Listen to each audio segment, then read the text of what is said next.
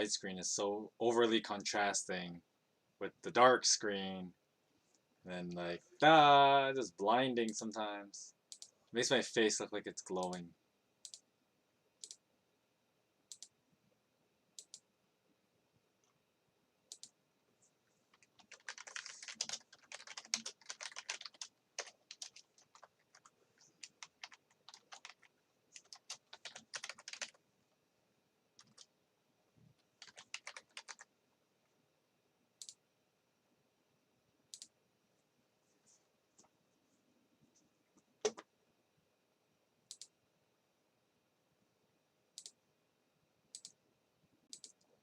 Okay, I'll give you a couple minutes before we start. I'm just going to quickly grab myself a drink because I totally forgot to grab that on my way down.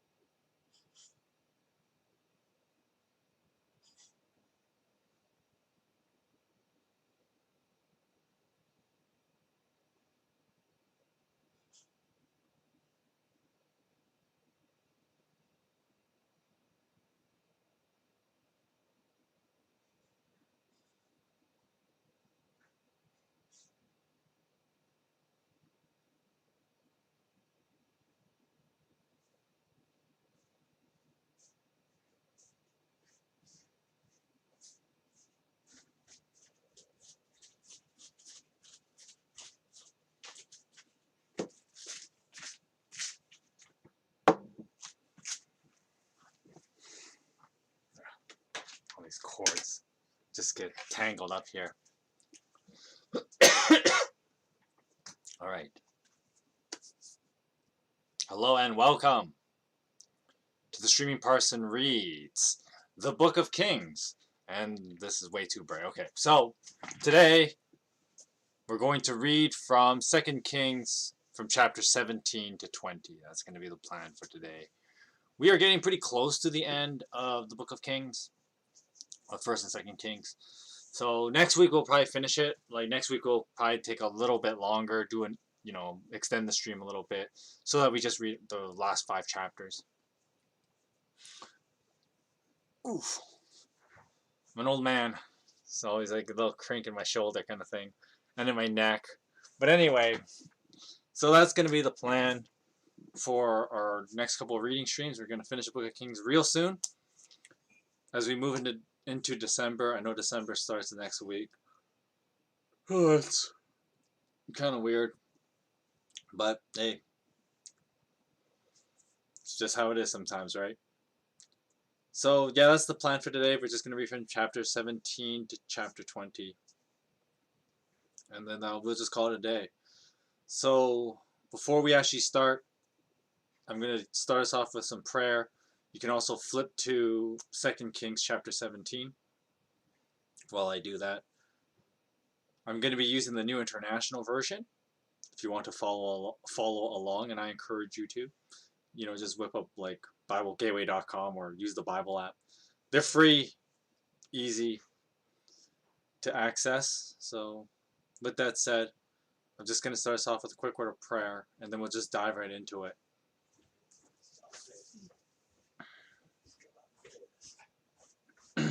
Heavenly Father, we thank you for this day, and we thank you for this time that we have to read your word.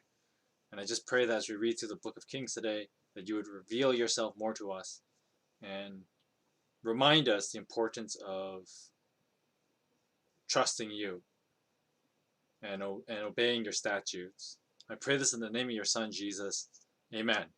Okay, so quick recap, and today's reading will be not that dissimilar, but basically we're just kind of going through these events with like these different kings, and basically as we approach the end of 2 Kings, we actually are going to cover, today we're going to cover the last king of Israel, and then next week we'll cover the last king of Judah, which is where the Book of Kings naturally ends, right?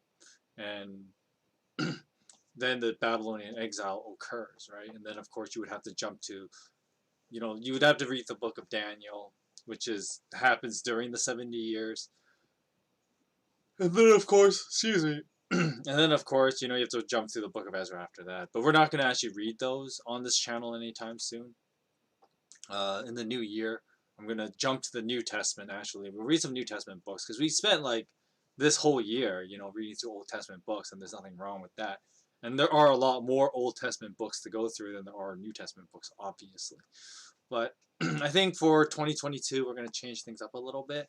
But if you are interested in some kind of follow-up after the Book of Kings, we can always do, like, one-offs and stuff like that and talk about what happens after the Book of Kings in other streams.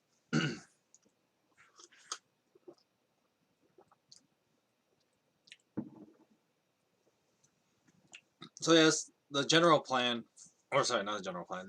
So let me backtrack a bit. So last week we went through some of the other kings of Israel and Judah, and then as we approached this week, we're gonna go through the last king. I think it's maybe the last two kings or something in Israel, the northern part. And then we actually have a lot more. We have a particular interesting king to talk about in the southern kingdom of Judah. So that's going to be what happens in chapters 17 to 20. Just to give you a little preface of what we're going to read through today. But without further ado, let's just dive right into it, right? We're in chapter 17 now. Now in the 12th year of Ahaz, the king of Judah, Hoshea, I think that's how you say it. Hoshea, the son of Elah, became king of Israel in Samaria, and he reigned for 9 years. Now he did evil in the eyes of the Lord, but not like the kings of Israel who preceded him. So he was a bad guy, but differently bad. Gotcha. So Shalmaneser, king of Assyria, came up to attack Hoshea, who had been Shalmaneser's, man, these are tough names, Shalmaneser's vassal, and had paid him tribute. But the king of Assyria discovered that Hoshea was a traitor, for he had sent envoys to So, the king of Egypt, and he no longer paid tribute to Egypt. Or sorry, let me backtrack. Hoshea was a traitor, and he had sent envoys to So, the king of Egypt, and he no longer paid tribute to the king of Assyria, as he had done year by year. Therefore, Shalmaneser seized him and put him in prison. Verse 5. The king of Assyria invaded the entire land, and marched against Samaria, and laid siege to it for 3 years. In the 9th year of Hoshea, the king of Assyria captured Samaria and deported the Israelites to Assyria. He settled them in Halah, in Gozan, on the Habor River, and in the towns of the Medes. Now all this took place before the Israelites had sinned against the Lord their God, who had brought them out of Egypt from under the power of Pharaoh, the king of Egypt. They worshipped other gods and followed the practices of the nations the Lord had driven out before them. I'm going to move my microphone a little closer.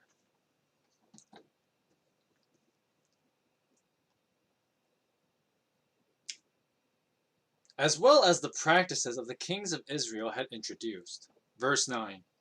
The Israelites secretly did things against the Lord their God that were not right.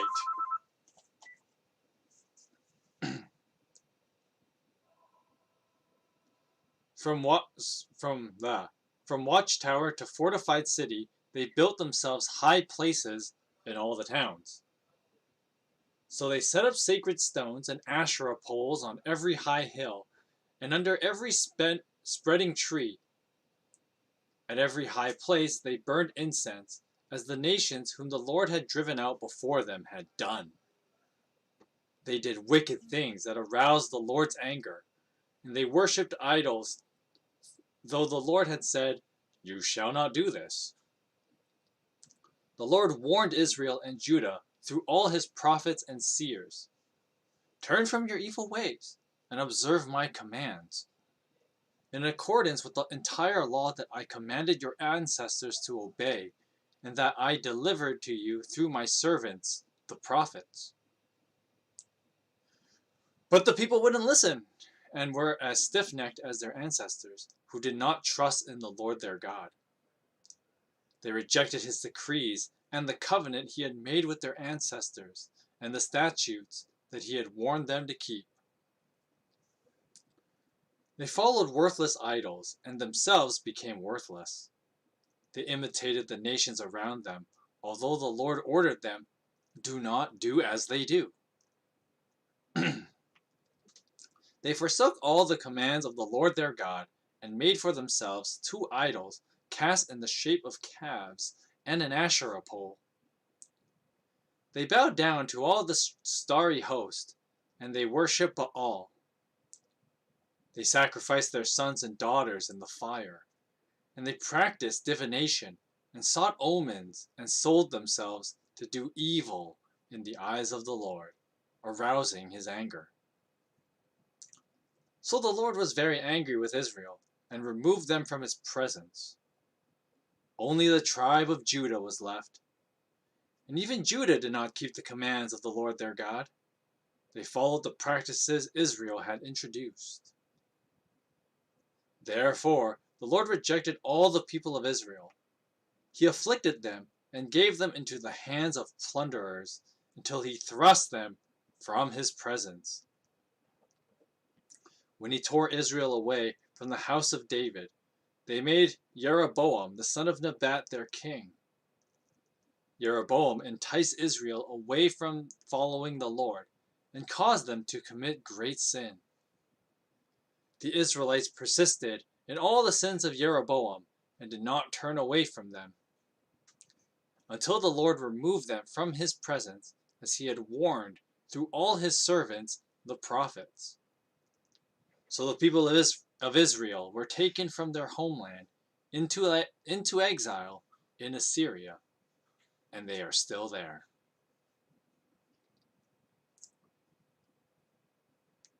The king of Assyria brought people from Babylon, Cutha, Ava, Hamath, and Sepharvaim,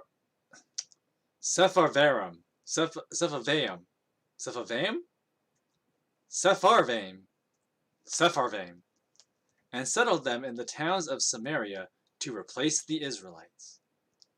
They took over Samaria and all who lived in its towns.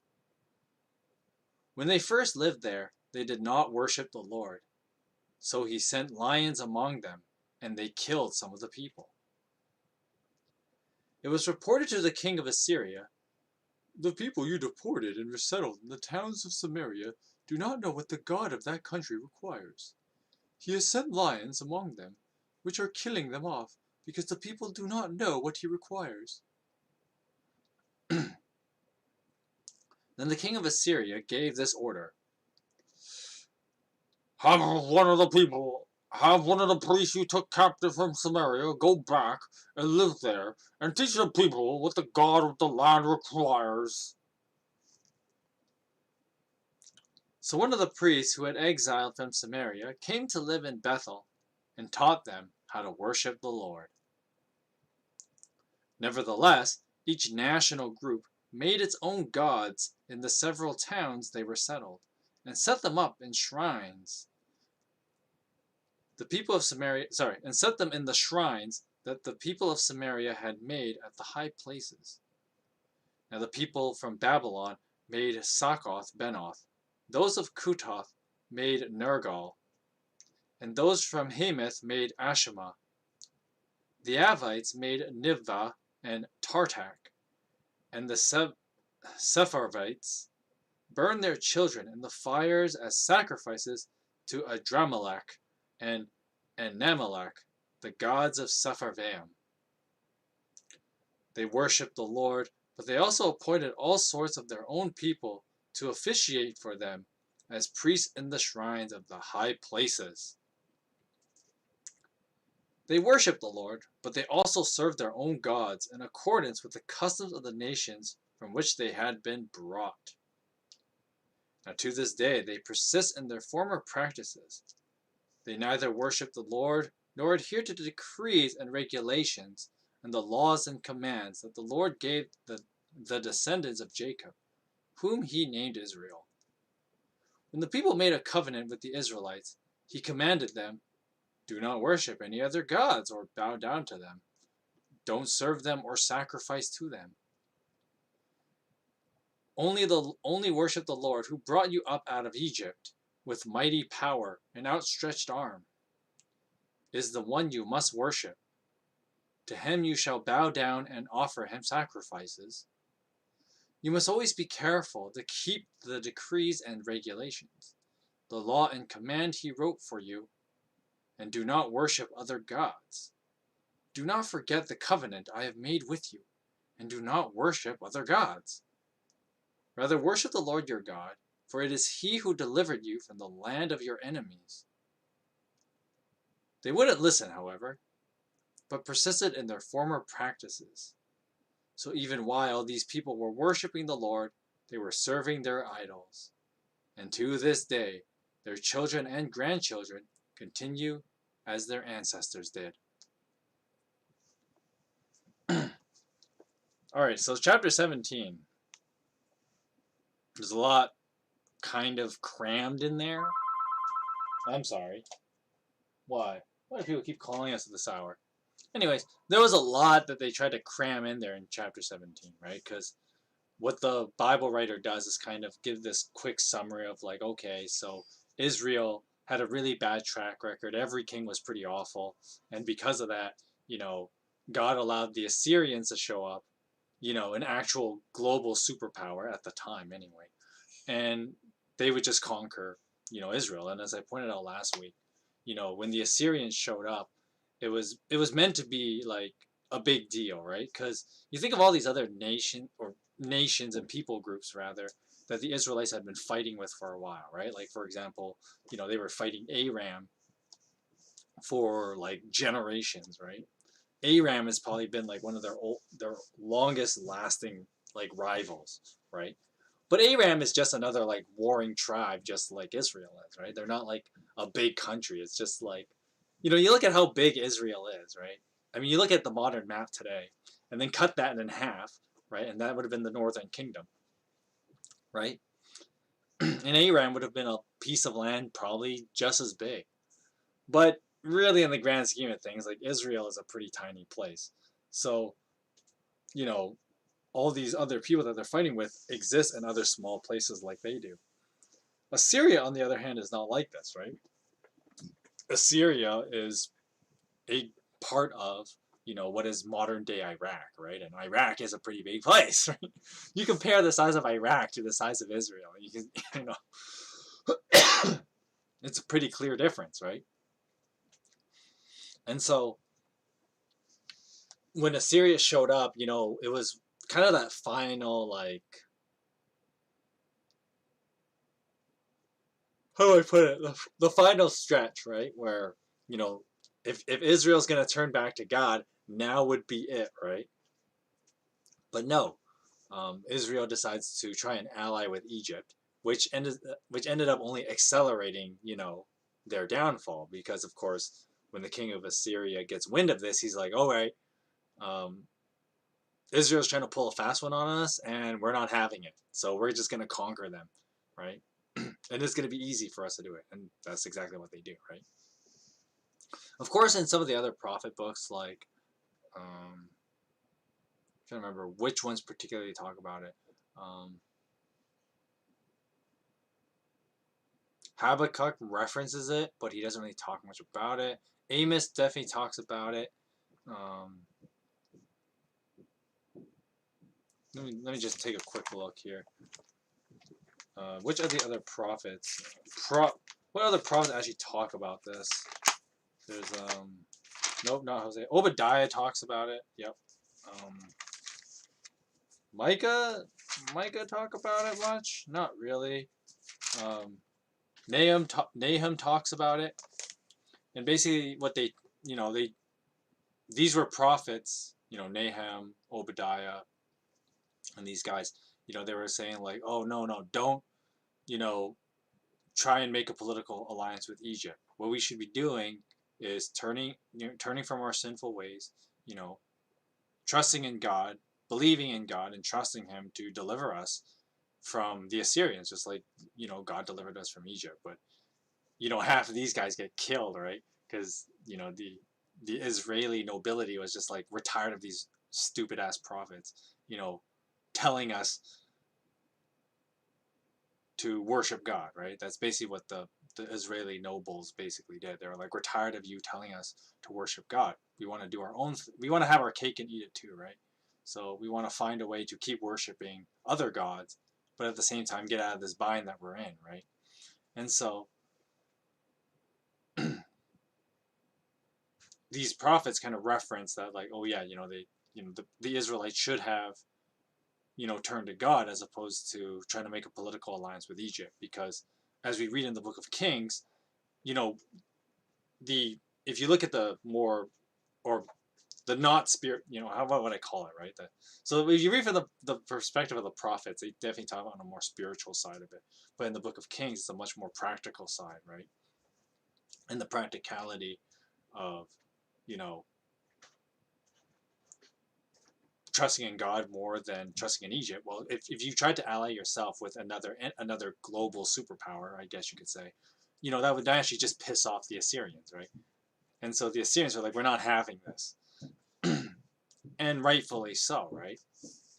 And it just kind of shows, the lack of wisdom in the people of Israel, right? Because, the idea that the book of Kings is getting at is, well, because they've turned away from God for so long, the people of Israel are just basically stupid. That's the best way of putting it, right? They're just idiots because they've turned away from God, which means they've turned away from His laws and His commandments, and therefore, you know, they've allowed themselves, to be fools and not acquire wisdom in life, right? And it's one of those things that there's no way of saying this without it sounding semi-condescending, but like I encourage people, even if you're not a believer, even if you're not a Christian, you should still read the Bible, because even if you don't believe in this, spiritual aspects of it, you would still learn a lot, of like practical wisdom. You would learn a lot about how literature works. You would learn about a lot how people can live on a moral level, right? You would still be able to learn all that if you just, read the Bible and studied it, right? And I always encourage people to do that. Even if, like, okay, I would encourage a Muslim to read the Bible, because you would learn a lot of moral living through the Bible. And, a lot of, there are a lot of other religion people who actually adopt Christian practices into their thinking, right? A good example is like, well, Japanese culture has adopted a lot of Christian ethics, because they're like, actually, this is really helpful for how to govern people, and this is how a good way of like how we can be better individuals, right? And so the funny thing is that, like, in Japanese culture, they've actually adopted, even though at first, when Christianity first showed up in Japan, there was huge um, resistance from the Japanese to, accept Christianity, for the same reason most places, you know, rejected Christianity, which was, of course, Christianity goes against a lot of what we call emperor cult religion. And not that's not an accurate way of depicting it. The emperor cult ideology. It's not really a religion.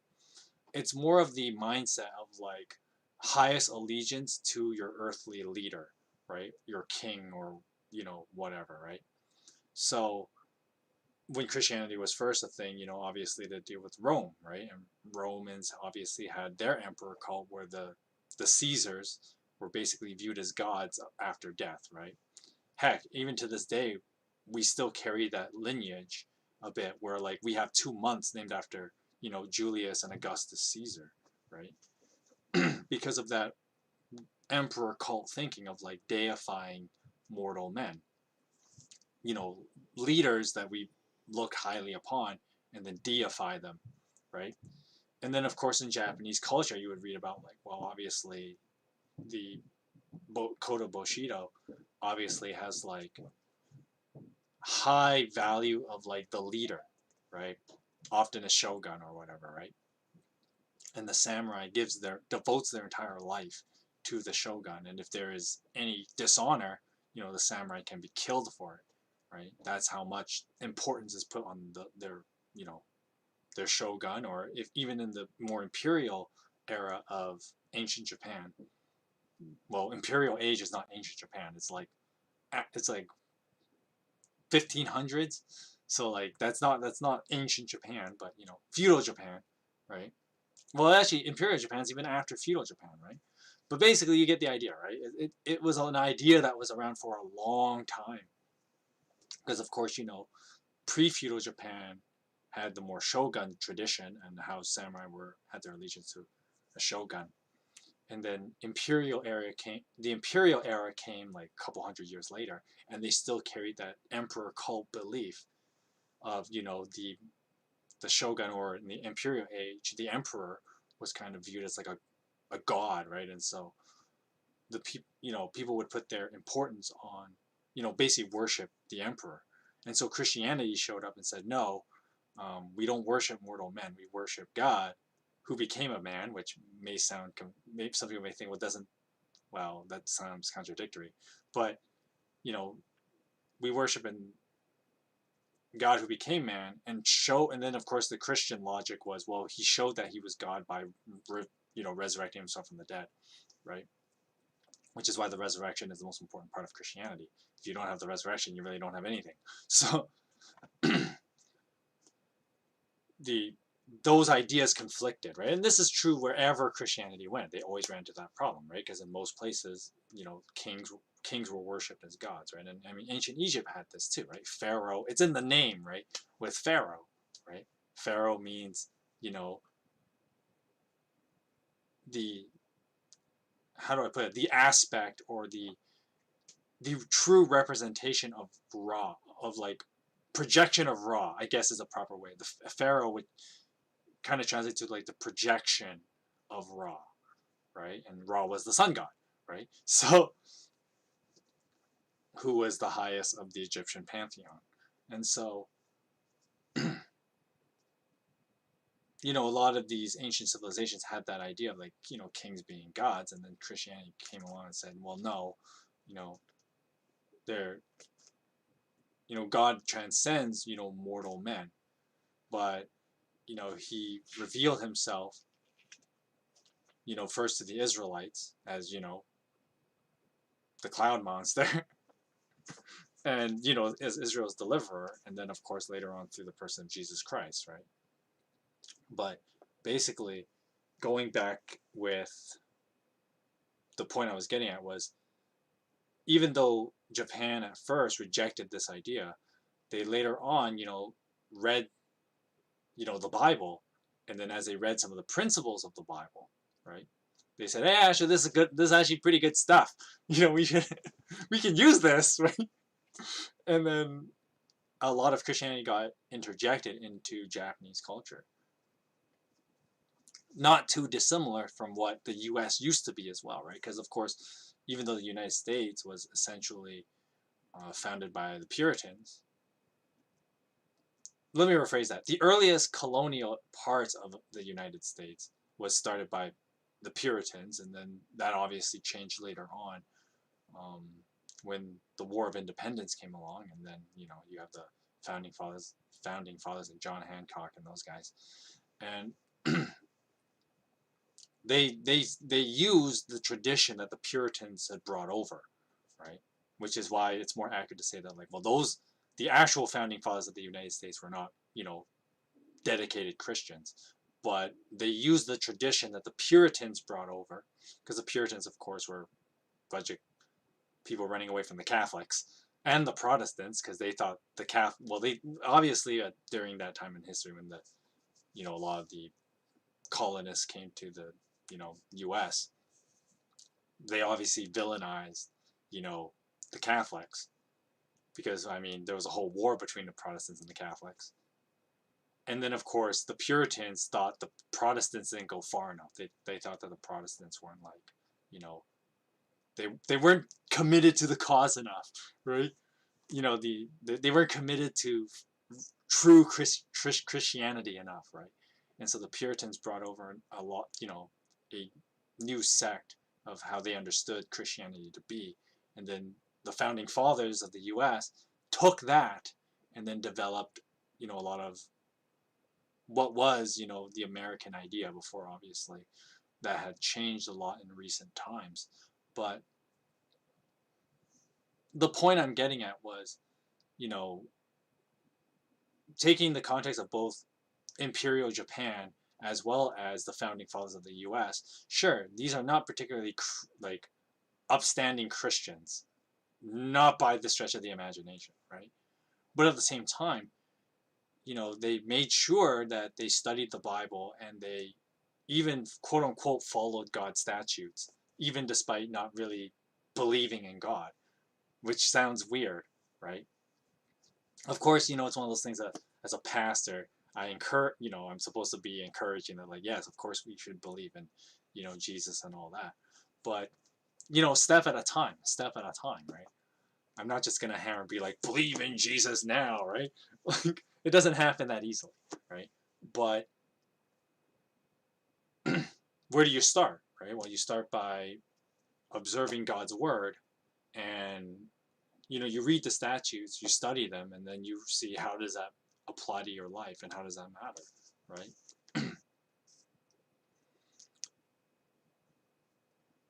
And that was something that Israel ironically had failed to do. And the twist of the story, compared to I use like modern civilizations as like talking about them, neither Imperial Japan or the founding fathers had like these divine provident moments where like God would actually deliver these people. Like you can't really say that was the case, right? I mean, unless you're one of those people that says, well, the universe has no coincidences, and there, I mean, there's that argument too. But putting that aside for a moment, these are people groups that you wouldn't think that like, well, these people would be convinced to listen to the statutes of God, right? Because they don't have the evidence of like God actually doing stuff for them. But the ancient Israelites didn't have that excuse, right? Because they had carried as a tradition, this idea that God had delivered them from, first, Egypt, right? And that's how they got to live in the land of Canaan. The earlier ages, the earlier parts of the Age of Kings, right? Starting with David, right?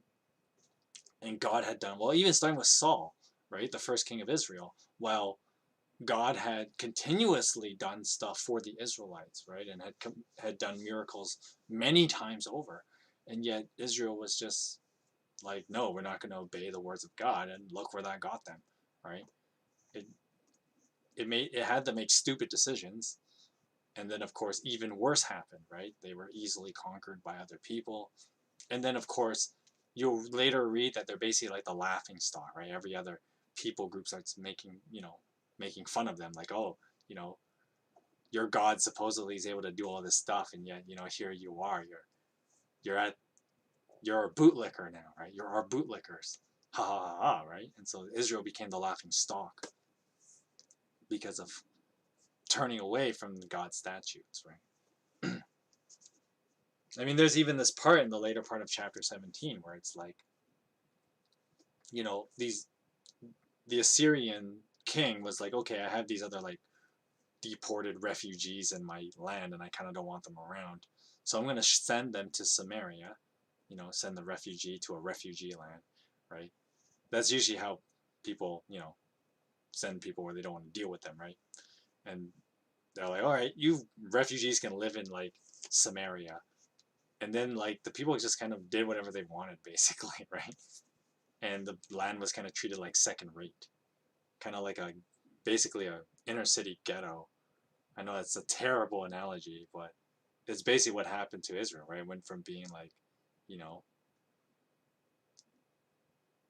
the kingdom of, the capital city of Israel to like, yeah, it's just an inner city ghetto now where we just shove our refugees that we don't want to deal with. Because, I mean, that's one way for Assyria to deal with, non-Assyrian people that live in their lands, right? Just send them to Israel. You know, we can. That's our garbage bin for the people we don't want to deal with.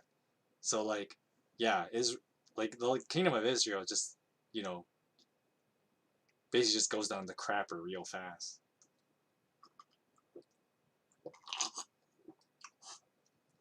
But of course, these extremes are shown to illustrate that, like, this is what happens when we turn away from God. It will go like down the shitter so fast when we turn away from God.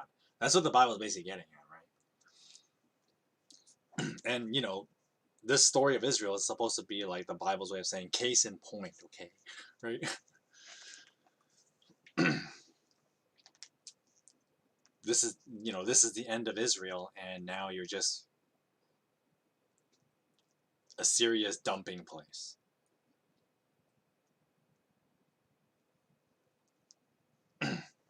So while that was the end of Israel, we finished through the rest of the book of Kings, because Israel's done with. We go to the land of Judah. Not very far, which means, you know, conquest, you know, the potential of being conquered ain't far behind if the northern kingdom is already gone. But here we go, chapter 18. Let's see what Judah is able to do. Now in the 3rd year of Hoshea, the son of Elah, king of Israel, Hezekiah, the son of Ahaz, king of Judah, began to reign. He was 25 years old when he became king, and he reigned in Jerusalem for 29 years. Now his mother's name was Abijah, or Abijah. Abijah? I know a lot of people pronounce it Abijah, but I think it's actually pronounced Abiah. His mother's name was Abiah, the daughter of Zechariah. And he did what was right in the eyes of the Lord, just as his father David had done. He removed the high places, smashed the sacred stones, and cut down the Asherah poles. He broke into pieces the bronze snake Moses had made, for up to that time the Israelites had been burning incense to it. It was called Nehushtan. Now Hezekiah trusted in the Lord, the God of Israel. And there was no one like him among all the kings of Judah, either before or after him. Well, we'll see about that. Verse 6, he held fast to the Lord and did not stop following him. He kept the commands the Lord had given Moses. And the Lord was with him. He was successful in whatever he undertook. He rebelled against the king of Assyria and did not serve him. From watchtower to fortified city, he defeated the Philistines as far as Gaza and its territory. In King Hezekiah's 4th year, which was the 7th year of Hoshea, the son of Elah, king of Israel, Shalmaneser, king of Assyria, marched against Samaria and laid siege to it. At the end of 3 years, the Assyrians took it, which we just read. So Samaria was captured in Hezekiah's 6th year, which was the 9th year of Hoshea, the king of Israel, which we also just read. The king of Assyria deported Israel to Assyria and settled them in Halah, in Gozan, on the Habor River, and in the towns of the Medes, like we just read. This happened because they had not obeyed the Lord their God, but had violated his covenant and all that Moses, the servant of the Lord, had commanded. They neither listened to the commands nor carried them out. Now in the 14th year of King Hezekiah's reign, oh my gosh, how the hell do you say this? Sennacherib, I think that's how you say that. Sennacherib, king of Assyria, attacked all the fortified cities of Judah and captured them. So Hezekiah, the king of Judah, sent this message to the king of Assyria at Lachish. I have done nothing wrong. Withdraw from me, and I will pay whatever you demand of me. the king of Assyria exacted from Hezekiah, king of Judah, 300 talents of silver and 30 talents of gold. So Hezekiah gave him all the silver that was found in the temple of the Lord and in the treasuries of the royal palace. At this time, Hezekiah, king of Judah, stripped off the gold with which he had covered the doors and doorposts of the temple of the Lord, and gave it to the king of Assyria. Now the king of Assyria sent his supreme commander, his chief officer, and his field commander with a large army from Lachish to King Hezekiah at Jerusalem. They came up to Jerusalem and stopped at the aqueduct of the upper pool on the road to the washerman's field. And they called the king and, oh my goodness, Eliakim, son of Hilkiah, dyslexia there, Hilkiah, the palace administrator, Shebna, the secretary, and Joah, son of Asaph, the recorder, went out to them. Now the field commander said to them, I need a voice for this guy. Tell Hezekiah, this is what the great king, the king of Assyria, says. On what are you basing this covenant of yours? You say you have counsel and the might for war, but you speak only empty words? On whom are you depending, that you rebel against me? Now look, I know you are depending on Egypt, that splintered reed of a staff, which pierces the hand of anyone who leans on it. Such is Pharaoh, king of Egypt, and all who depend on him. But if you say to me, we are depending on the Lord our God, isn't he the one whose high places and altars Hezekiah removed? Saying to Judah and Jerusalem, you must worship before this altar in Jerusalem. Come now and make a bargain with my master, the king of Assyria. I will give you 2,000 horses, if you can put riders on them. How can you repulse one officer of the least of my master's officials, even though you are depending on Egypt for chariots and horsemen?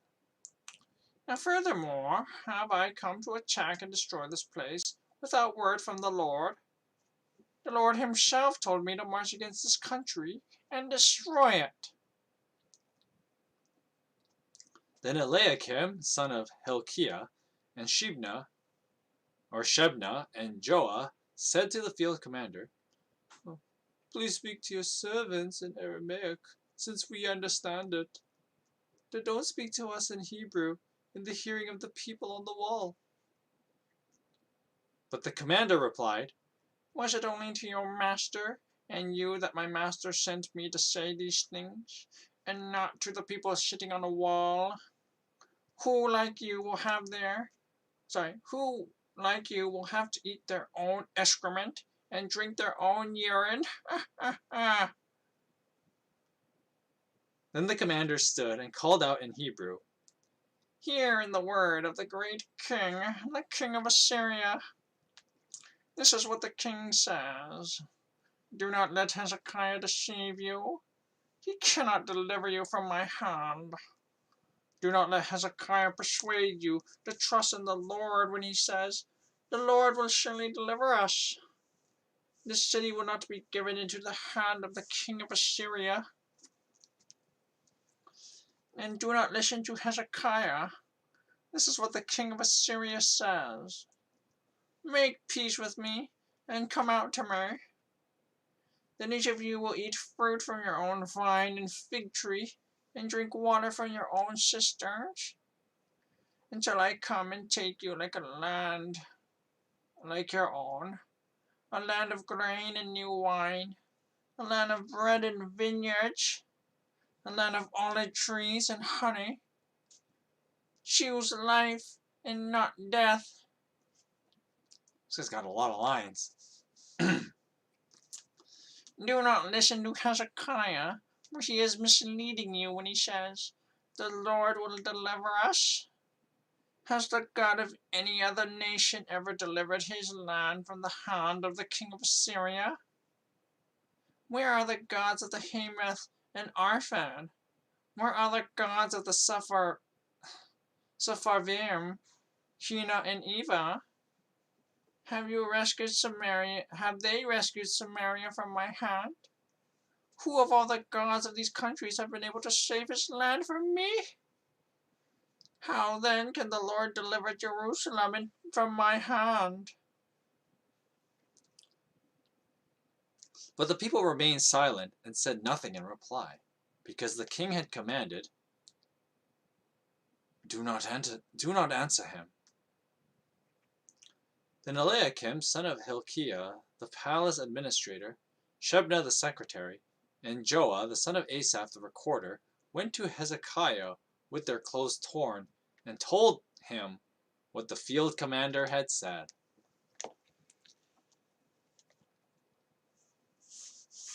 Alright, so chapter 18. Not really too much going on, just a lot of monologuing, right? Like, basically, I made this guy like a mustache twirler with that voice, but basically, as for content itself, there's really not much going on, right? It's basically the story kind of starts us off with Hezekiah, the king of Judah, who starts during like the end of Israel's kingdom. And then the Bible makes note, and even sounds repetitive when it repeated this whole bit, from verse 9 to verse 12 was basically like a repeat of the end of chapter 17, where basically when Hezekiah was like still pretty early in his, his reign as king, that's when Israel had toppled, right? And the Bible does tell us that like Hezekiah reigns for a total of 29 years. But within his first 9 years, so like by the time he's oh my goodness, that's weird to think, right? By the time he's my age, Israel is no longer a thing, right? He starts in his mid-20s, and then by the time he's my age, Israel is no longer a thing, right? Because they had been conquered by the Assyrians. And then to no one's surprise, Assyria is just like, let's go beat up Judah now that we've already taken Israel, which would be what you would naturally do, right? Let's just go take over, Judah now. And so, Assyria is at Judah's front door, attacking Jerusalem, right? Oh, excuse me. And, the whole plan is to just besiege Jerusalem, take it over, and that'd be it, right? Because then once the capital city falls, well, then you just kind of take every other place afterward, right? But the big difference here that the Bible's getting at is that Judah Hezekiah's, leadership takes a very different direction, right? Because whereas basically Israel falls pretty quickly, and really they kind of roused Assyria by allying with Egypt. Hezekiah and the people of Judah, they're like, okay, we're gonna trust in God, right? We're not gonna ally ourselves with Egypt, which is interesting that like, the Assyrian commander, he makes the assumption that like, what, you actually allied with Egypt, huh? Like, you think that's gonna change anything? And then the commander makes this interesting taunt, right? He's just like, well, we're Assyria, we're the strongest people on the planet right now, right? Well, the world. I guess they would not have comprehended they would have known what a planet was, right? By this time, contrary to popular belief that ancient people didn't know that there were other planets. But basically, they're like, well, we're the strongest people on the planet, right? You think anything's gonna change? Like, we're here, we're gonna take you over, right? And then there's even the interesting taunt where he's like, what about these other gods of these other nations, right? Like, you think your God's gonna save you? Well, these gods of these other nations, they didn't save them, right? We beat them, right? But of course, the Bible's gonna show that, like, well, because the God of the Bible isn't, like any other God, right? And so, you see the hubris in this commander, because he's got a pretty good win-loss record, all wins apparently so far.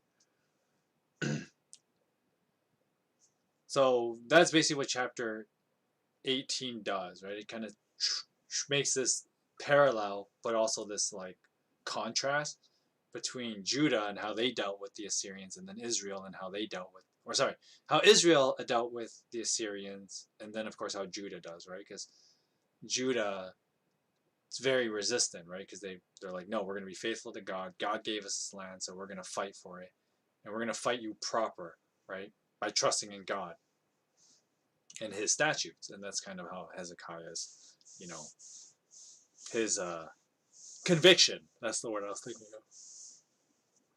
Oh, excuse me. Speaking of Hezekiah, though, Hezekiah's an interesting character, right? He's said to be like basically one of the best kings, although he'll obviously have his fatal flaw show up later. But he's described to be this really good king and someone who really trusted God. And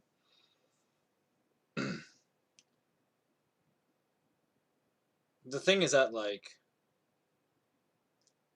the Bible also kind of paints him to be like he's kind of out there, right? Hezekiah is kind of out there in his thinking, and so the Bible goes out of its way to say like, well, unlike some of the other kings who like, they did a lot of things following God and all that, but they didn't go the whole 9 yards. That was kind of like, the Bible's way of saying that like, if you're gonna follow God, you kind of have to go all the way.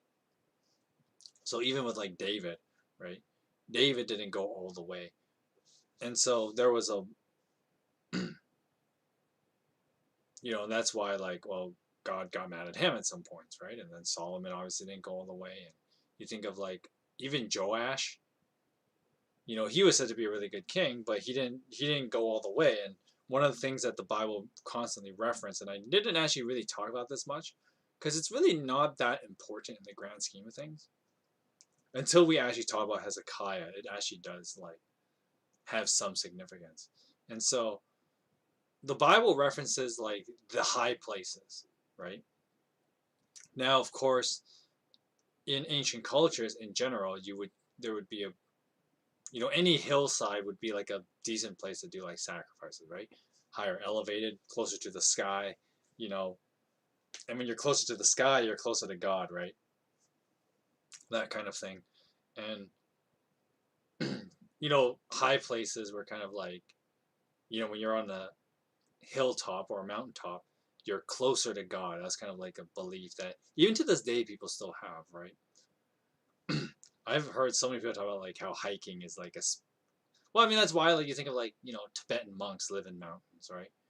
And then lots of people, they always talk about like they have spiritual encounters when they're going hiking. Oh God, I hate hiking. But like people talk about how they have spiritual experiences when they go hiking or whatever, right? A lot of different religions put emphasis on mountains, right, as a high place, and even like in parts of the Old Testament, obviously, like, well, God hangs out in a mountain from time to time, right? Moses met God on a mountain, right? And so, I mean, there's the logical thing too. Once again, it's the whole like, well, it's closer to the sky, and the sky is closer to God kind of thing. There's that mindset, and then of course, from a lot of mythologies where the gods or God would have a physical form. Well, you think of it like this. I'll use the book of Exodus as an example. But like in the book of Exodus, when Israel has to travel, from place to place, and God kind of puts them in this, makes them walk around in a circle because he's like, okay, you guys can't go to the promised land. So you guys are going to just hang around out here. But at the same time, just because God makes them walk around in a circle, he doesn't like leave them to die. So what God does is he makes the Israelites travel between a set of mountains.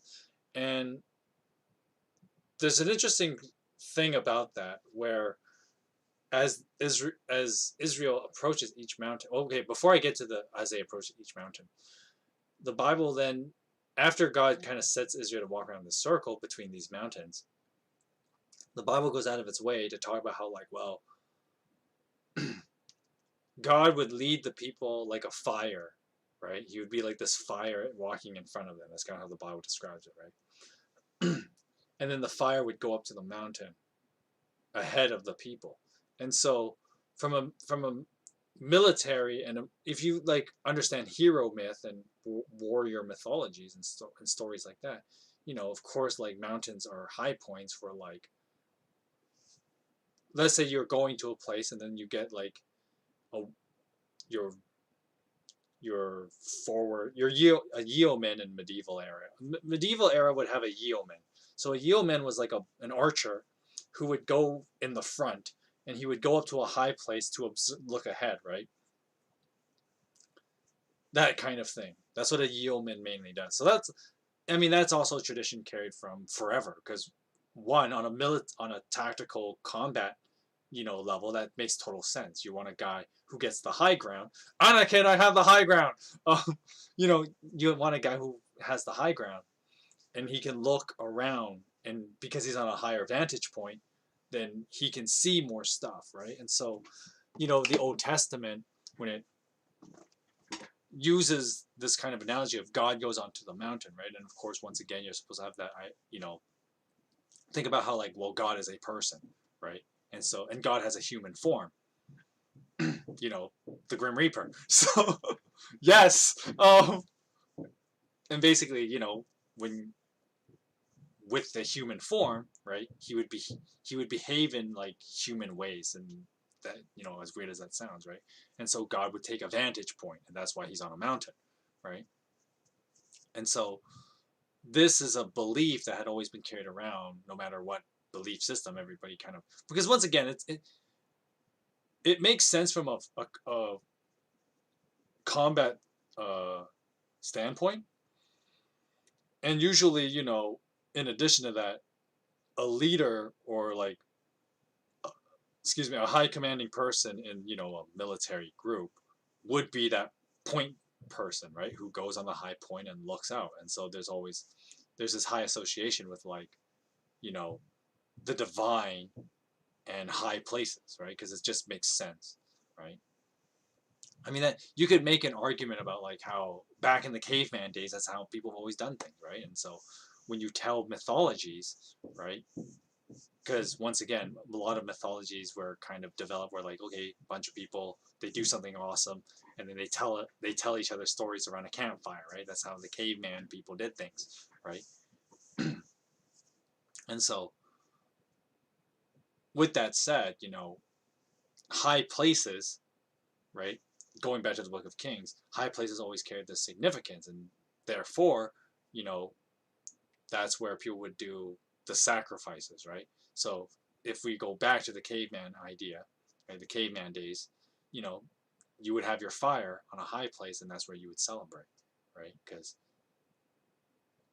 if you're on a high place, you also have a vantage point, and so your people are safer on a high place as well. So there's also stuff like that, right? And so that is a tradition that carried on, and so we have people who have these high places to do sacrifices, right, to whatever gods they were worshiping. And so back to the Book of Kings, these high places were places where people would make sacrifices to various gods. And the implication is that the Bible clearly implies, because of course when the Bible brings up, like, well, there were the high places, but the Bible kind of suggests that, like, people were not doing good things there.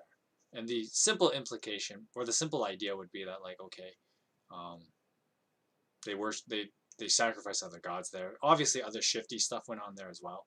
You can be sure about that, right? At these places, but primarily what the Bible cares about is that people were offering sacrifices to other gods on these high places. And so we think of these other kings like David and Joash, right? Even though these guys were quote unquote good kings, they didn't actually take down any of these high places. And so because they never took these things down, people just kept worshiping other gods at these places, right? Sure, you could do all the temple stuff at Jerusalem, right? And that's fine. But then they would still just go back to, worshiping their other gods on these high places away from the temple, right? And so that was probably what was going on. And so we get to Hezekiah, and Hezekiah's like, okay, enough of this. right? If we got to be wholeheartedly devoted to God, which means I don't want any of this shifty stuff happening at these high places, right? I don't want any of the shifty stuff going on, so I'm going to take it all down. Hell, apparently Hezekiah, and some people look at this like Hezekiah would have been like a controversial king. And I remember reading a book, man. I can't remember what the book was called. I read it like during my early years of seminary. And we're talking about like, you know, uh, interesting models of leadership. And Hezekiah is often looked upon as like, he's an interesting kind of leader because he is kind of an all in kind of leader, right? If he was playing poker, he's always the guy who goes all in, right? There's no, there's no like half-assing with like just small raises. Like Hezekiah's a guy who's always putting all the chips in, right? That's kind of the guy he would be if you were playing poker. And so Hezekiah's, and I remember reading this book that like the author was talking about how like, well, Hezekiah would have been a very controversial king because he also takes down the bronze serpent. Now, for those of you who don't remember, I never actually read that story on this channel because it happens in the book of Numbers. The book of Numbers is during, the time that Moses and the Israelites are walking around the desert, right? And there's a part where a bunch of people get bitten by snakes because they weren't being careful. And so they, a bunch of snakes came upon them and they got bitten by them. And then people were worried that like they were going to die from the snakes because, snakes were known to have poisons and stuff, right? And venoms. And so people are like, do something. And then Moses is like, God, what do I do? And then God's like, well, here, make this bronze snake totem thingy and then have the people look upon it and then they'll be healed. And so Moses has this bronze snake crafted and then he tells the people, look upon this snake and you will be healed. And then they were healed, right? Fast forward to the book of Kings here, and Hezekiah is like, all right, I had enough of this thing, right?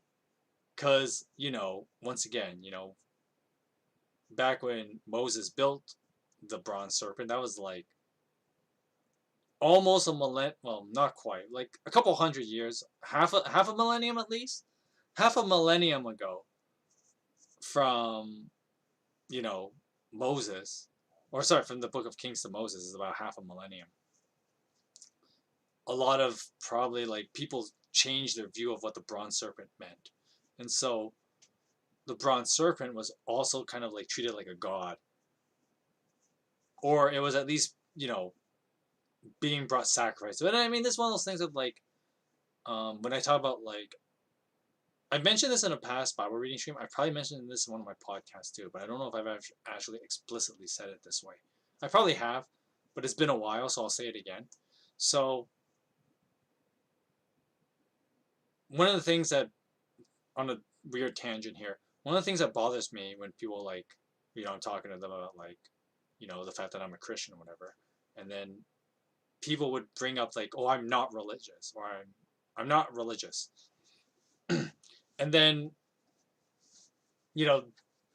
I know what you mean when you say that, but semantically, that statement doesn't make sense if you catch my drift. So I know what you mean when you say I'm not religious, but the sentence itself, I am not religious, is a nonsensical one, if that makes sense. And the reason for this is because most people, okay, so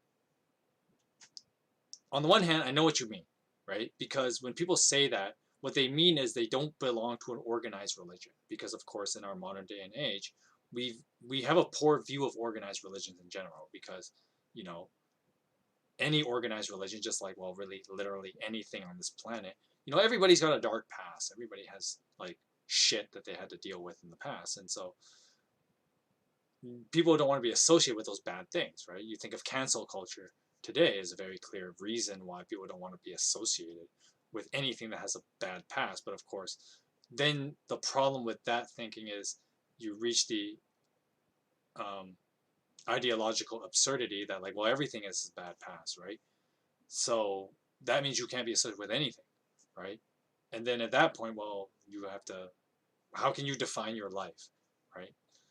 And that can be said about not just religion, but that can be like, okay, your ethnicity is a good example, or even like where you're from, a particular modern community, even like, for example, a gaming. I'm a gamer, right? Oh well, gamer communities have had bad histories, right?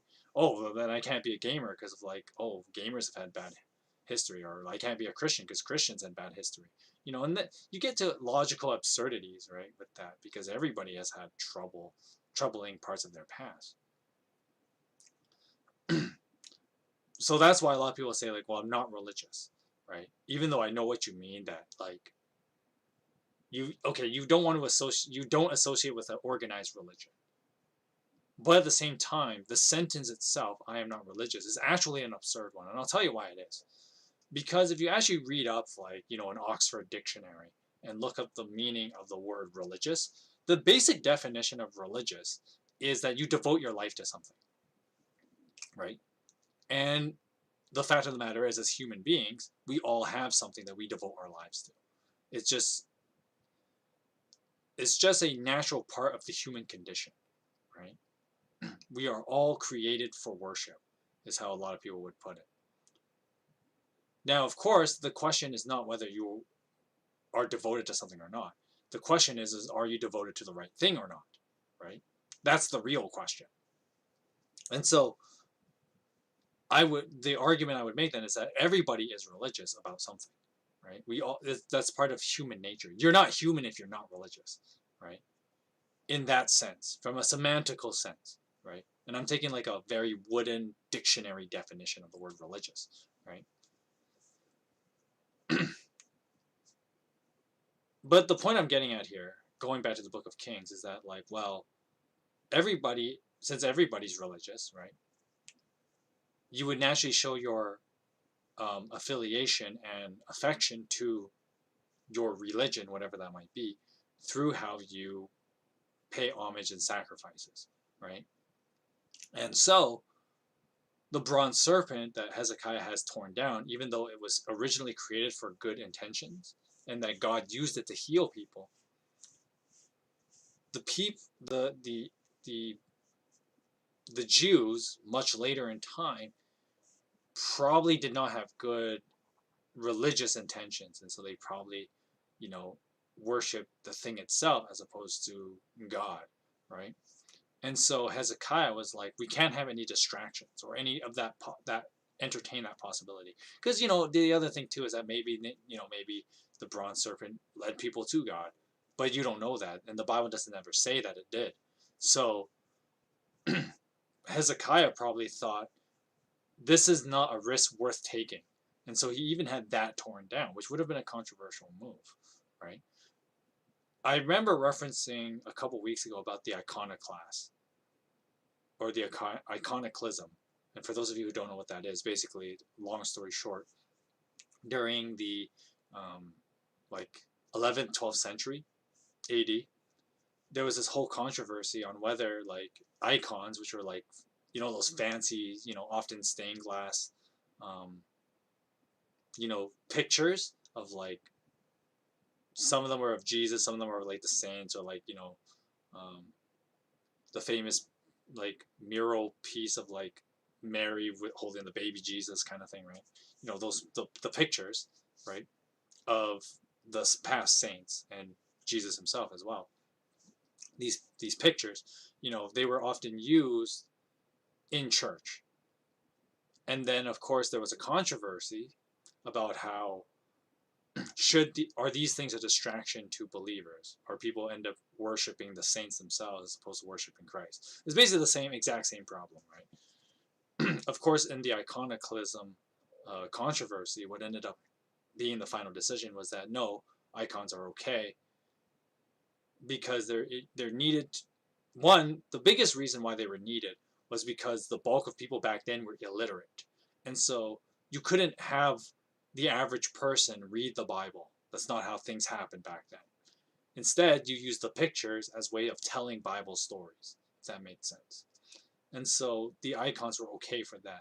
Secondly, another thing that was important to the apostolic tradition and Christian tradition in general was that since this is years later from Jesus, They wanted a quote-unquote depiction of Jesus so that we can always have an image of what Jesus looked like. And so icons were okay and were kept around for that reason. Which was, whether you think that's correct or not is his own crazy ball game that you can play. But that was basically the consensus that the churches at that time, whether it was the Orthodox Church, the Catholic Church at that time, both of them came to that agreement.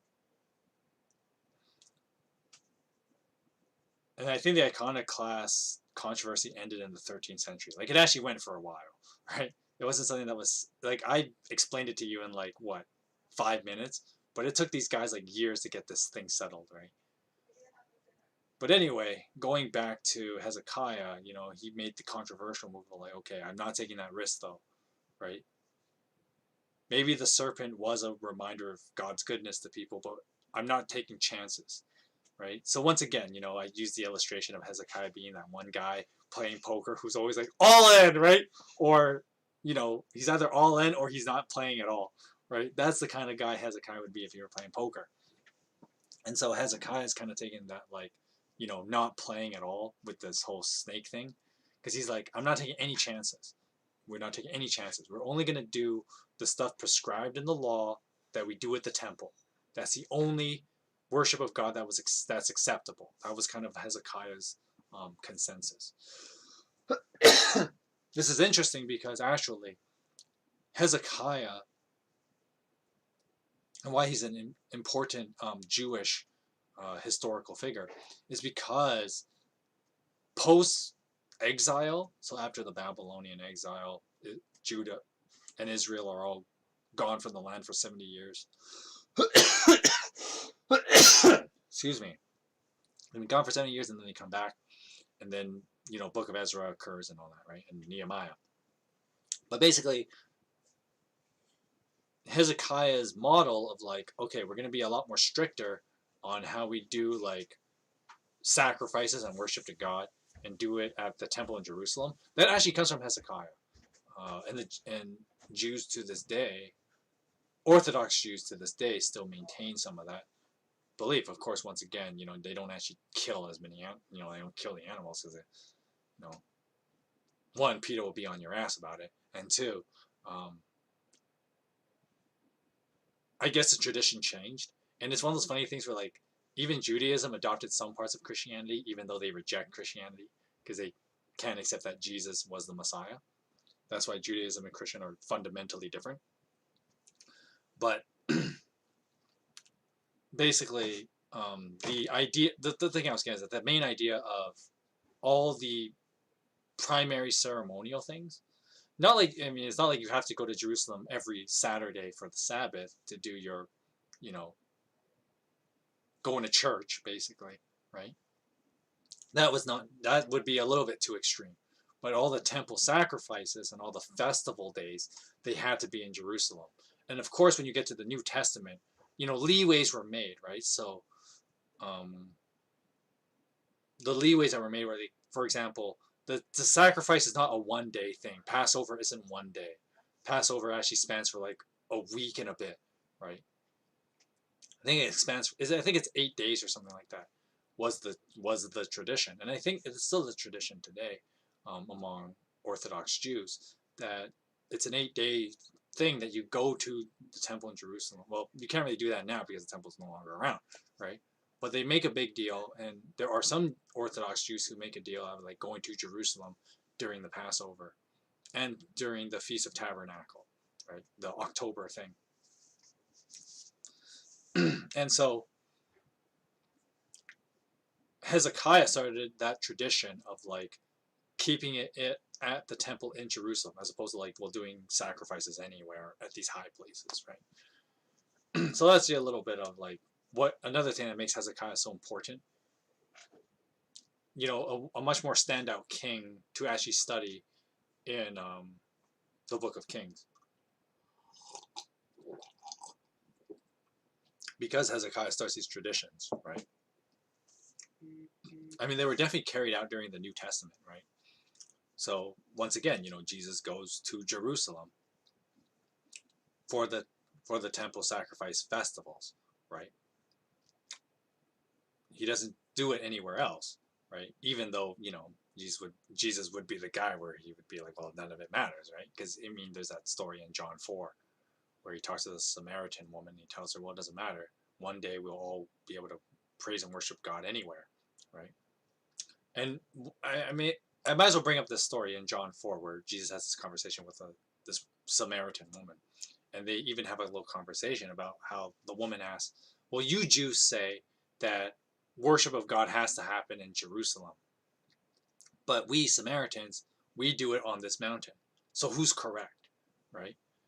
And that's what the woman fundamentally asks. And that's where Jesus comes up with this answer that, like, well, there will come a day where neither of them will matter, right? Because people will be able to worship God anywhere. And that's fundamentally the Christian idea of, well, Jesus is for all people. And by extension, when the Holy Spirit lives in us, then it is we the people. And when we are gathered, in Jesus' name, the Jesus is there, and real worship happens, right? It doesn't have to be in a particular place. But when in John 4, when that question is brought up by the Samaritan woman, part of it was as a result of Hezekiah changing a lot of these traditions. So when Hezekiah does this big move, getting rid of the shrines at these high places and getting rid of the bronze serpent and all that, right? He's like, he makes a big restriction of like, no, the worship of God primarily happens at the temple in Jerusalem. We're going to prescribe to how, it was set up from the earliest days of kings, right? Because even before, Solomon built the temple, we read that in First Kings, the tabernacle tent was, at a high place in Jerusalem. So basically, they replaced the tent with the temple, basically. And people would do all the sacrifices and stuff that God prescribed to Moses way earlier, right? At that place. And so Hezekiah, he made a much more strict, practice for the Jews of like, okay, no, we're going to do the prescribed, the sacrifices prescribed by Moses at this location. We're going to stick to that. We're not going to compromise with having other places where shady things might happen, right? So that's another thing about Hezekiah. And, I could keep talking about him because we're gonna have to talk about him some more as we move on, because chapter 19 and 20, 19 more so, we'll talk about him quite a bit. But I think it is important to bring up that like Hezekiah really changed the temple tradition and created the modern temple rituals that you find in the New Testament. So you read any of those temple-related rituals in the New Testament, Hezekiah is actually one of the main guys to attribute a lot of that to.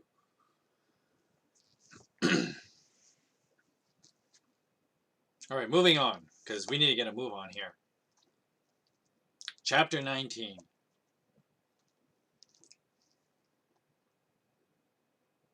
When King Hezekiah heard this, he tore his clothes and put on sackcloth and went into the temple of the Lord.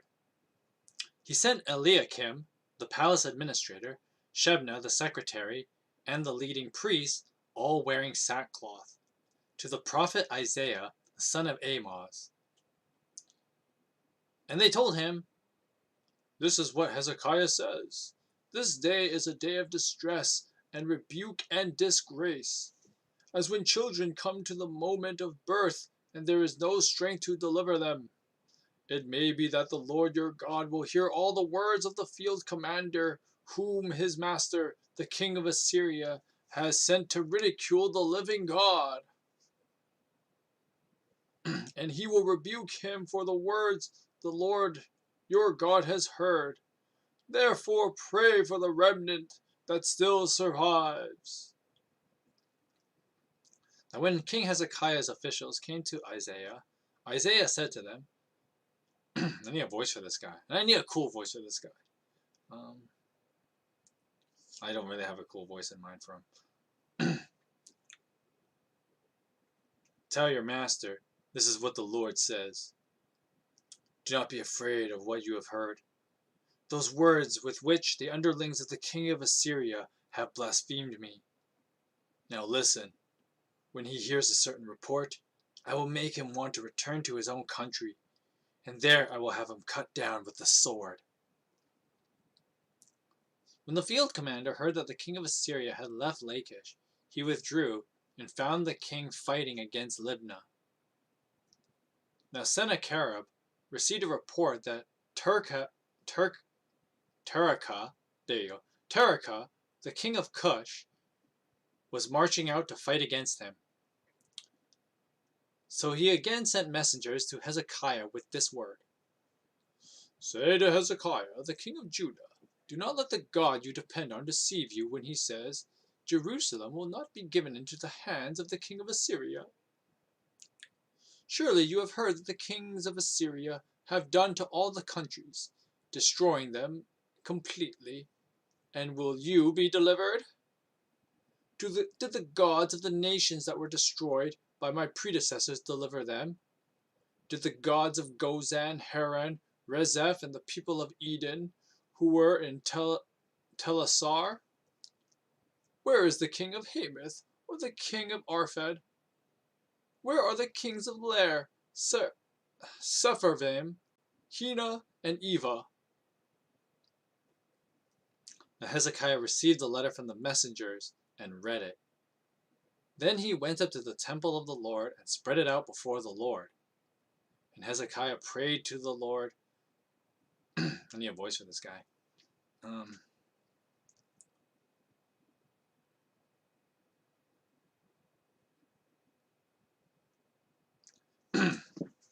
Okay, I think I got a voice for him. Lord, the God of Israel, enthroned between the cherubim, you alone are God over all the kingdoms of the earth. You have made heaven and earth. Now give ear, O Lord, and hear. Open your eyes, Lord, and see and listen to the words Sennacherib has sent to ridicule you. It is true, Lord, that the Assyrian kings have laid waste these nations and their lands. They have thrown their gods into the fire and destroyed them. For they were not gods, but only wood and stone, fashioned by human hands. Now, Lord our God, deliver us from this hand, so that all the kingdoms of the earth may know that you alone, Lord, are God. Then Isaiah said to Amos, Then Isaiah, son of Amos, sent a message to Hezekiah. Well, I'm slurring my words here. This is what the Lord, the God of Israel, says. I have heard your prayer concerning Sennacherib, king of Assyria. This is the word that the Lord has spoken against him. Virgin daughter Zion despises you and mocks you. Daughter Jerusalem tosses her head as you flee. Who is it you have ridiculed and blasphemed? Against whom have you raised your voice and lifted your eyes in pride? Against the Holy One of Israel? By your messengers you have ridiculed the Lord, and you have said, with many chariots I have ascended the heights of mountains, the utmost heights of Lebanon. I have cut down its tallest cedars, the choicest of its junipers. I have reached its remote parts, and finest of its forest. I have dug wells in foreign lands, and drunk the water there. With the soles of my feet I have dried up all the streams of Egypt. Have you not heard it? For long ago I ordained it. In days of old I planned it. Now I have brought it to pass that you have turned fortified cities into piles of stone. Their people, drained of power, are dismayed and put to shame. They are like plants in the field, like tender green shoots, like grass sprouting out on the roof, scorched before it goes up. Oh, excuse me, this is a very long monologue. But I know, verse 27. But I know where you are, and when you come and go, and how you rage against me. And because your insolence has reached my ears, I will put my hook in your nose, and my bit in your mouth, and I will make you return by the way you came. This will be the sign to you, Hezekiah. This year you will eat what grows by itself, and the second year what springs from that. But in the third year, sow and reap, plant vineyards and eat their fruit. Once more a remnant of the kingdom of Judah will take root below and bear fruit above. For out of Jerusalem will come a remnant, and out of Mount Zion a band of survivors. Doing voices can be quite tiring. The zeal of the Lord Almighty will accomplish this. So therefore, this is what the Lord says concerning the king of Assyria. He will not enter this city, or shoot an arrow here. He will not come before it with shield, or build a siege ramp against it. By the way that he came, he will return, and he will not enter this city, declares the Lord.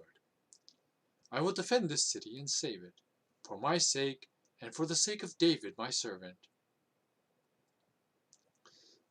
That night, the angel of the Lord went out and put to death 185,000 in the Assyrian camp. And when the people got up the next morning, there were all the dead bodies. So Sennacherib, king of Assyria, broke camp and withdrew. He returned to Nineveh and stayed there. One day, while he was worshipping in the temple of his god Nisroch, his sons Adremelech and Sharezer killed him with the sword, and they escaped to the land of Ararat. And Esarhaddon, his son, succeeded him as king. Okay. Oh, chapter 19 had a lot there, and I was yawning quite a bit and slurring words. Doing that voice was hard. I don't know why I picked that voice for Isaiah. I don't think I'm going to remember what voice I gave Isaiah if I ever read through the book of Isaiah. Because, yes, this Isaiah in chapter 19 is in fact the same Isaiah that is the guy who essentially wrote the book of Isaiah. Of course, the whole thing with the book of Isaiah is that technically it was 2 books in 1 book. And yes, the authorship does change between like the first 40 chapters and the last like 25 chapters or whatever it is. And yes, the authorship was different, but of course, once again, similar to the book of Samuel, you have to go on like the whole like revelation to Isaiah and the revelation Isaiah shared with his students, kind of thing. So there's that.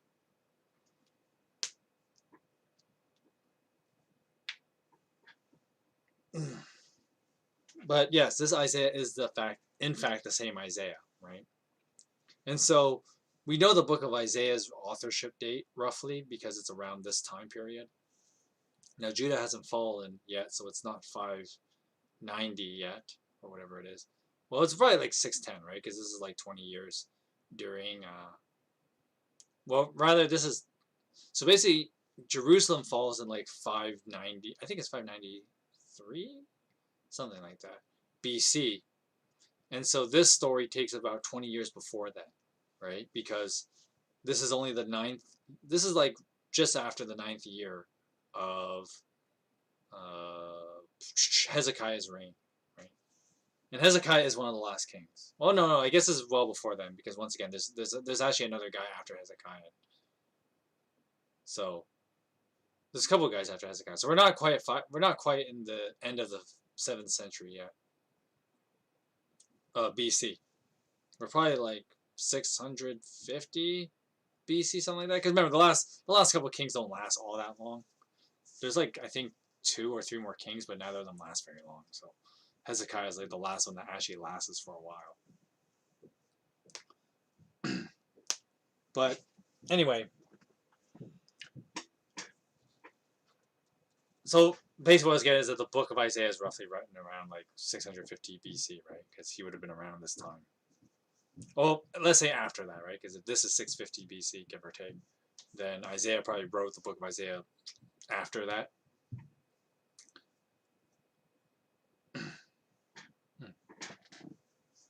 But anyway, so Isaiah gives this whole like prophecy thing about how like, God will in fact deliver. Excuse me. God will in fact deliver Jerusalem from the Assyrians, right? And so the whole, Isaiah gives this whole tirade, about how Jerusalem will be saved. I love how, like, when you get to the end of chapter 19, though, the whole God saving Jerusalem thing is kind of like a throwaway. It's just like, yeah, God does it. The end.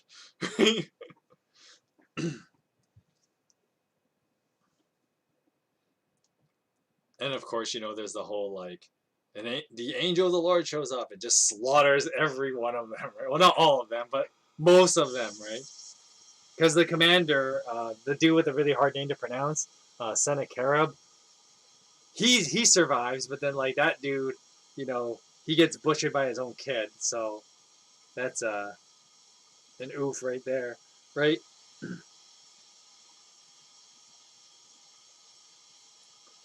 But basically, yeah, uh, that's chapter 19. How much happens?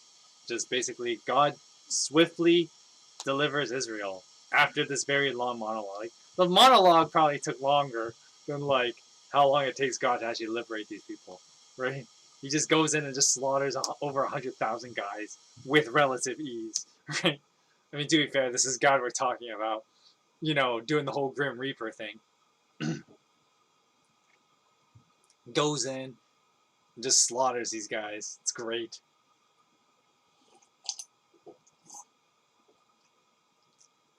Stories like these that make like the Old Testament so great to read sometimes, right?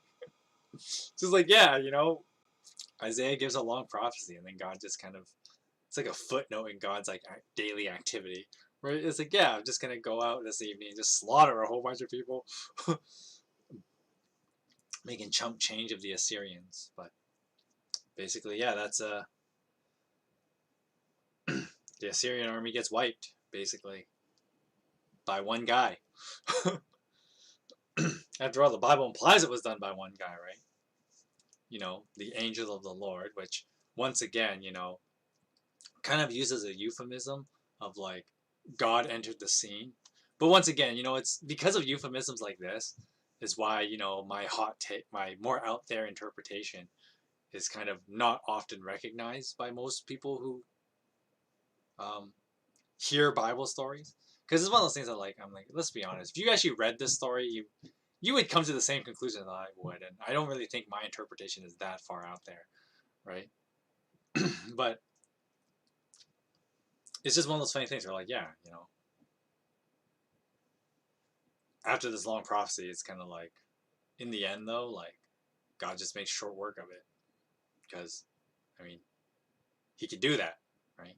And that's a weird thing too that the Bible does often, where God goes in and kills a whole lot of people. It's always just kind of uses a throwaway sentence. It's like, yeah, God just does it because I mean, what, like, I guess what the Bible writers would like kind of suggest is like, I mean, if God's gonna go fight people, who could possibly stand up stand against him? He's God after all, right? And once again, using my Grim Reaper illustration, like if you know any Grim Reaper mythology, the guy's basically indestructible, right? You touch the guy, you die. So, right? And there's that whole joke, if death touches you, like he just has to tap you with a finger and you die, right? So like, he's basically indestructible. And so like, when the Bible uses like God, going in, being the Grim Reaper, killing a whole bunch of people, right? The the reason why the Bible can treat those sentences like they're throwaway is because like, what rational person would think that anyone would stand a chance against them, right? Touching the guy would kill you, right? So I always find that a little humorous, and you find this a lot in the Bible too, right? Where like, there was a part in Judges, God just kills 50 guys, just goes in, that's it, they're gone. Book of Exodus, God kills the firstborn of Egypt. The funny part about that chapter in what was it, like Exodus 11?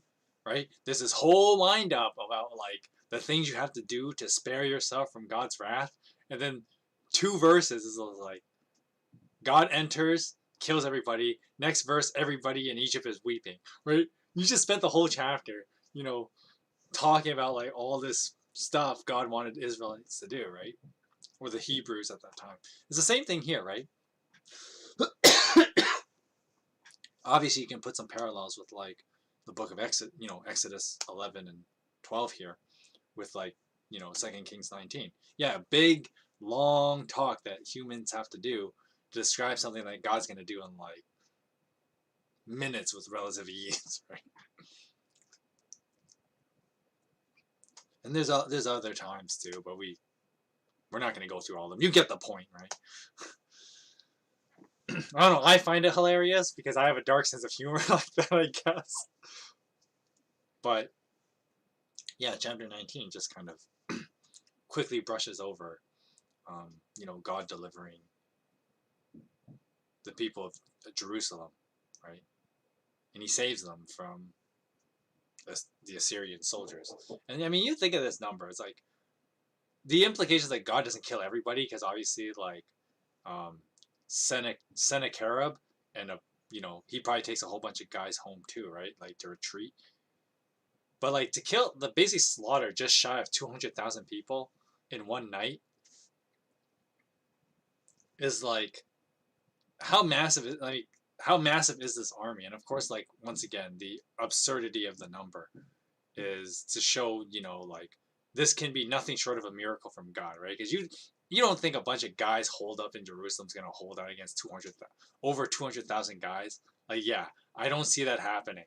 And so the story does have that whole supernatural element that like God does a miracle.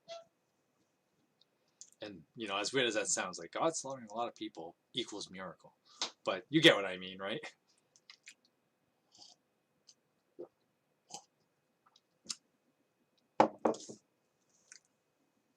And it's funny because like the other thing that's kind of funny too is that like there's obviously the contrast of what was going on with we read in chapter 17 with Israel and how they just got quashed by the Assyrians, probably the same huge ass army, right? Probably the same group that quashed Israel, right? Is the same group that gets destroyed, so there's that. And then of course with the other general, doing his whole big talk, right, back in chapter 18, right, and talk about like, oh, who you don't stand a chance against us, right? Like we've quashed everybody else before us, and when this guy's rocking an army of like over 200,000 guys, I can see why you quashed everybody else before, right? And then of course during that taunt, there's the Assyrian generals taunting like, even if you got Egypt's help, you don't stand a chance against us, right? Because we're just that much bigger than you are. And then of course, the irony in chapter 19 is like, well, sure, a big army may not be able to take on your bigger army, but one God is more than enough, right? And so that's how that is, right? So yeah, God just goes in and just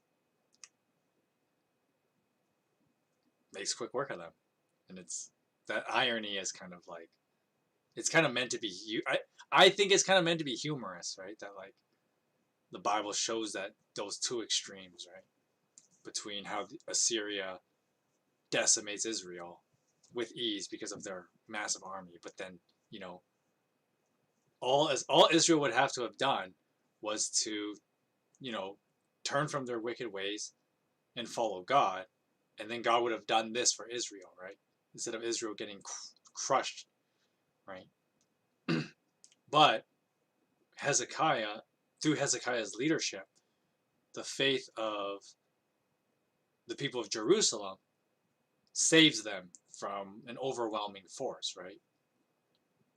And so that's another important thing to observe when you're reading this story, right? Because I mean that's the point of the story, right? Is like the point of the story is like, well, it's ultimately trusting in God is what will deliver us, no matter how big the challenge is in life, right? Because sure, in this context, it's like a literal army battle, but like, you think of like in your life where you're dealing with overwhelming forces beyond yourself, right? Like, well, what do, right? Well, if you trust in God, God will deliver you, although it's not a one-to-one, magic 8 ball kind of thing, because that's an easy misinterpretation people have and misunderstanding. But you know in our spiritual lives and fighting against our inner demons and all that, well, you're not going to beat your own inner demons, that's for sure, right? So how else would you overcome that? Well, we would need the power of God, and that is given through the blood of Jesus Christ, right? But it would be the power of God that would overcome those inner demons, not through our own strengths or getting help from others, even as useful as that is, right? But it is ultimately through the power of God that we can conquer overwhelming forces in our lives. And I think this story, if you want to put that kind of application in your own life, that's how you should read this story, right? And once again, the treating the whole like God killing almost 200,000 guys, you know, in one night like that is the fact that the Bible treats it like a throwaway sentence is just a reminder that like that's how small, the giants in our lives are, right, compared to God, right? They're just kind of throwaway sentences to God, and so that's something else to always remember. Anyway, we're gonna finish with chapter 20. Chapter 20 is not very long, so we should be able to get through this done quickly. Let's do it. Chapter 20. Now in those days, Hezekiah became sick and was at the point of death. The prophet Isaiah, son of Amoz, went to him and said, "This is what the Lord says. Put your house in order, because you are going to die. You will never recover." And Hezekiah turned his face to the wall and prayed to the Lord. "Remember me, O Lord, how I have walked before you faithfully, and with wholehearted devotion, and have done what is good in your eyes." And Hezekiah wept bitterly. Now before Isaiah had left the middle court, the word of the Lord came to him. "Go back and tell Hezekiah, the ruler of my people, this is what the Lord, the God of your father David says. I have heard your prayer and seen your tears. I will heal you. On the 3rd day from now you will go up to the temple of the Lord. I will add 15 years to your life, and I will deliver you and this city from the hand of the king of Assyria. I will defend this city for my sake, and for the sake of my servant David."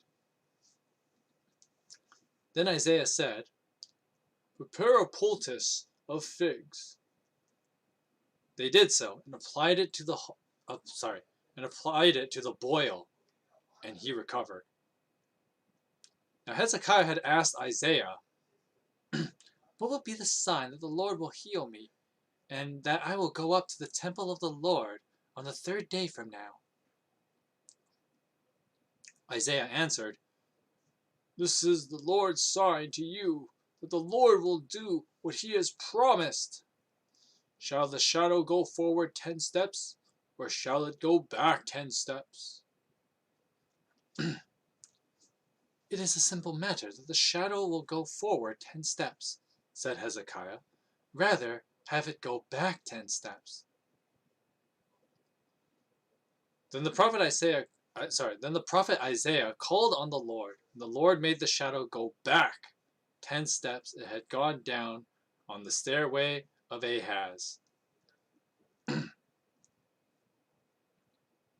Envoys from Babylon. Whoops, I don't know why I read the heading of the next section of verses here. I normally don't do that. But anyway, verse 12.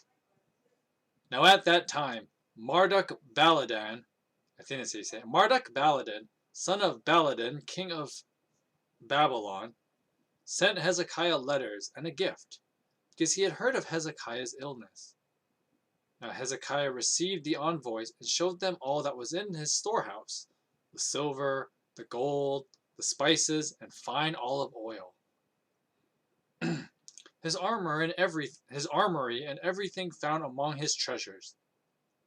There was nothing in his palace or in all his kingdom that Hezekiah did not show them. From a distant land, Hezekiah replied. They come from Babylon. And the prophet asked, I assume they're talking about Isaiah, so I gotta do Isaiah's voice. What did they see in your palace? They saw everything in my palace. There is nothing among my treasures I did not show them. Then Isaiah said to Hezekiah, Hear the word of the Lord. The time will surely come when everything in your palace and all that your predecessors had stored up until this day will be carried off to Babylon. Nothing will be left, says the Lord. And some of your descendants, your own flesh and blood, who will be born to you, will be taken away, and they will become eunuchs in the palace of the king of Babylon. The word of the Lord has spoken. Hezekiah's talking now. The word of the Lord you have spoken is good, Hezekiah replied, for he thought, Will there not be peace and security in my lifetime? As for the other events of Hezekiah's reign, all his achievements, and how he made the pool and the tunnel by which he brought water into the city, are they not written in the book of the annals of the kings of Judah? Hezekiah rested with his ancestors, and Manasseh, his son, succeeded him as king. Okay. So that's all we're going to be reading. Just do a quick talk about chapter 20. It's really not much to say, right? It's just like Hezekiah falls sick, but then Isaiah's like, yeah, you're going to die from this. But then, like, I guess God changes his mind. He's like, no, we're not going to let him die yet. I've heard his prayer, and I'll heal him. But then, of course, that extended lifetime, Hezekiah ends up, doing something really idiotic. And that was showing the Babylonians his castle and, like, all his treasures and stuff.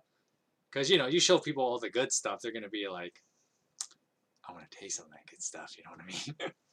And so, Isaiah later tells Hezekiah, like, one day this place is going to get conquered. And all that stuff you showed everybody,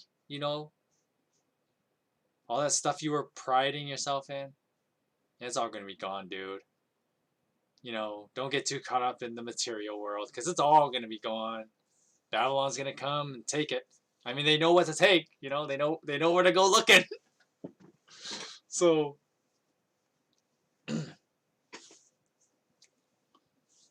the interesting part is where, like, Hezekiah is kind of like, well, I guess it really doesn't matter, because I won't be allowed to see it.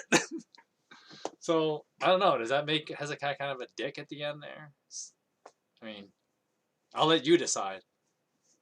But then the chapter ends with, typical Book of Kings ending, everything else that was recorded is somewhere else.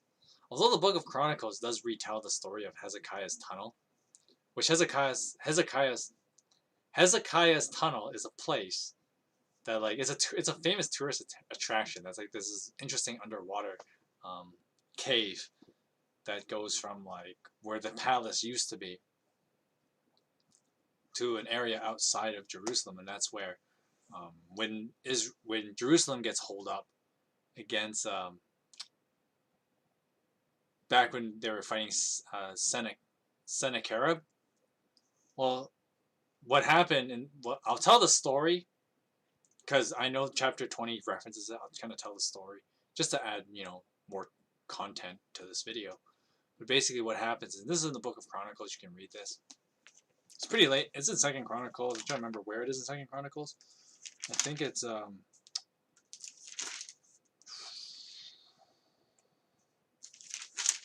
let's find where it is. It's 2nd Chronicles 32 if you want to look up the story of the tunnel. Basically it just tells how, like, basically when Sennacherib, he basically surrounds the city, because remember, we read back in chapter 19 that he's got this huge ass army, right? And he surrounds the city and he's like, all right, cut off their trade routes. They ain't going anywhere. We'll just starve them out. We'll make them surrender. If you remember when I did the Waluigi voice with the other general, there was that whole thing where, like, he was kind of taunting them, saying, like, you have to eat your own crap and drink your own piss. And so that was, you know, when they made those threats, the Assyrian army, it was because what happened was they boxed them in. They boxed them in pretty well, right? Because, I mean, with over 200,000 guys, you should be able to box in a city like Jerusalem pretty easily. So they box them in, right? And then Hezekiah's like, well, shit, what do I do, right? And so he's given this plan by a prophet. I'm not sure if it was Isaiah. It might have been another prophet. But basically he's given plans by a prophet, because the prophet basically says, well, God tells you to do this, basically. And the prophet's the instrument of how that happens. So God tells you to do this. And so Hezekiah digs this tunnel. He digs this, basically creates this huge underwater cave. And this underground cave, did I say underwater cave? I meant underground cave. But it obviously has like a river. It's like an underwater cavern, right? So there's actually a river running through here. And basically where that river leads, it leads to this other area, and it leads to a nearby town. And so basically Hezekiah is able to hold out, because in the book of Chronicles account of this story of the Hezekiah story, in the book of Chronicles account, I think they hold out for like 3-4 months or something. They hold out for quite a while. And, you know, Sennacherib's thinking, like, come on, it's been like 3 months. Right? And it's one of those things that, like, medieval fighting is kind of ridiculous, because it's like, well, why'd you wait for 3 months? You could have just wasted them in, like, the first week, right? Do it Heroes of Might Magic style, right? Like, why not just do that, right? But instead, because of course, you know, they don't just want to kill everybody, they want to enslave them, right? Because enslaving them is actually better long term, even if you have to wait. That's kind of the mindset, right? Unlike in Heroes of Might Magic, you know, people aren't infinite supply. You know, units are not, you know, randomly magically generated every week, right? This ain't Heroes 2. But, like, basically, in the book of Chronicles account of the story, Jerusalem holds out for a couple months, but they're able to hold out because of this tunnel that they basically they move supplies through the tunnel. So it's funny how the book of Kings makes a reference to it, but doesn't actually tell you that story, because it's more interested in, like, Hezekiah's faithfulness of, like, not caving in, you know, no pun intended there, but not caving into Sennacherib, right? And it shows the book of Kings is telling, you know, Hezekiah's faith, as opposed to how he, you know, the more practical side of the story, right? And that's the big difference if you read the Chronicles and the King's version of Hezekiah's story, right? Because once again, the book of Kings is more focused on Hezekiah's faith, whereas the book of Chronicles kind of just tells it, like, this is what the king does, right? And so that's kind of how that story ends. Anyway, so that's chapter 20. We have read to the desired amount I want to read. I'm getting a little bit tired. You can see, like, the bags under my eyes, right? I mean, I'm tired all the time, I guess, nowadays, but it's just how it is when you're working as much as I do, and then you have to, like, do other stuff, and then you want to stream on top of that, right? But anyway, that's it for reading. If you have any questions, you know, you can always shoot me, like, a DM. and stuff like that, you know, you can always put something in like the comments, post, stream, and whatever if you have questions. Just for basic housekeeping. Well, it's not that basic actually. We got quite a bit of housekeeping to do for next week's streams.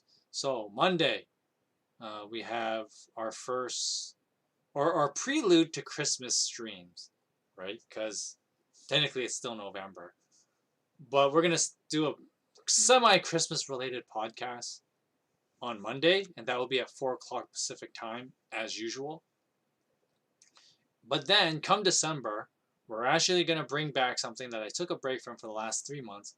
We're gonna start playing games on the channel again. That will be starting on December 1st at 2 o'clock Pacific time, which is, yes, that is kind of early, but that's kind of how we do things, right? So Wednesday at 2 o'clock Pacific time, we will be doing a game stream again. And if you want to find out what we're going to play, well, you come hang out at 2 o'clock Pacific time on Wednesday. Next Thursday, we have Throwback Thursday, Heroes Play Magic 2, The Price of Loyalty videos. Or a video next week anyway. I just started the Price of Loyalty campaign, so that's going to be a grand old time, I'm sure.